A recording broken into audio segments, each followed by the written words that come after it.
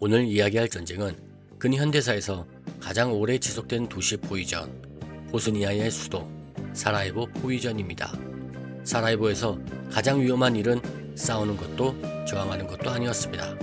그날 하루를 살기 위해 길을 건너는 것, 그것이 가장 위험한 행동이었습니다. 사라예보 포위전은 세르비아의 군사적 비호를 받은 보스니아 내 세르비아계 무장세력 스릅스카 공화국군이 조직적으로 수행한 군사작전이었습니다. 그들의 목표는 도시를 완전히 점령하는 것이 아니라 보스니아 정부로부터 정치적 굴복과 협상의 주도권을 끌어내는 데 있었습니다. 사라예보는 보시나크계 무슬림, 세르비아계, 크로아티아계가 오랫동안 공존해온 다민족 도시였습니다. 하지만 동시에 그만큼 민족 갈등의 상징이 될 수밖에 없는 도시이기도 했습니다. 이 수도를 압박하는 것은 보스니아 전체를 압박하는 것과 같았습니다. 스릅스카 공화국군은 사라예보를 둘러싼 주요 도로와 고지를 먼저 점령합니다. 그 후 도시를 내려다보는 위치에서 포격을 통해 주요 군사 거점과 기반 시설을 체계적으로 파괴하기 시작합니다. 이러한 포위는 세르비아의 군사적 지원 없이는 불가능한 작전이었습니다. 그러나 이들은 도시를 장악하지 않고 도시를 살아있는 인질로 남겨두는 방식을 택합니다. 보스니아 정부는 군사적 반격이 불가능한 상황은 아니었습니다. 그러나 슬로베니아 독립 사례를 참고해 전면전보다는 세르비아 측의 공격을 국제사회에 알리고 서방 세계의 개입을 유도하는 전략을 선택합니다.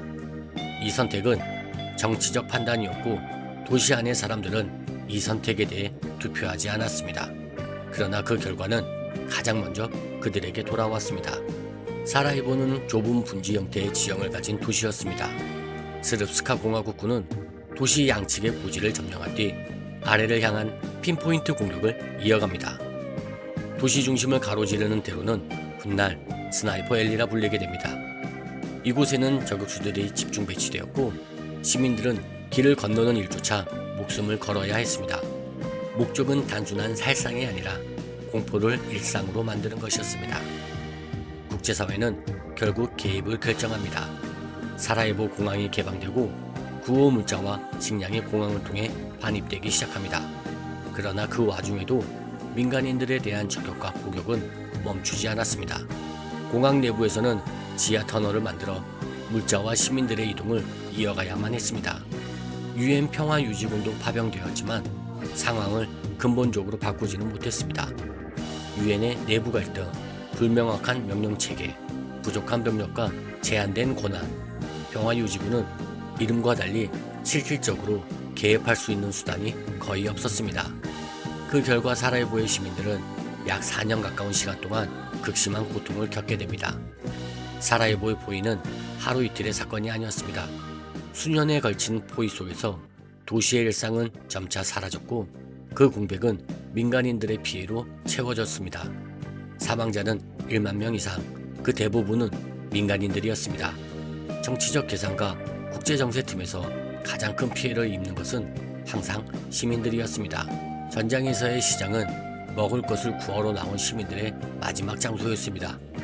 그러나 그곳이 전쟁의 한복판이 되었습니다. 1994년 2월 5일 사라예보 중심부의 노천시장 마르켈레가 포격을 받습니다. 이 공격으로 민간인 68명이 사망하고 200명 이상이 부상을 입습니다. 이 장면이 전 세계 언론에 보도되면서 국제 여론은 급격하게 움직이기 시작했고 나토 개입의 명분은 더욱 강화됩니다. 마르켈레 포격 사건은 발사 주체를 둘러싼 논란이 끝내 완전히 해소되지 않은 채 국제 정세 속에서 전쟁의 방향을 바꾸는 계기가 됩니다. 사라예보 포위전은 단순한 군사작전이 아니었습니다.